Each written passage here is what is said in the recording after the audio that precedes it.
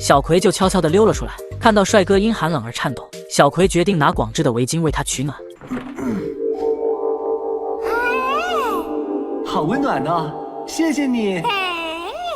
但在他正要递给帅哥围巾的瞬间，围巾被小新一把夺去。为了分散小新的注意力，小葵扔出了一本美女写真集。当他再次尝试靠近帅哥时，却不慎绊倒，发出了哭泣声。美伢听到这一动静赶来，同时斥责小新没有妥善照看小葵。小新无奈只得站在落地窗前守护着小葵。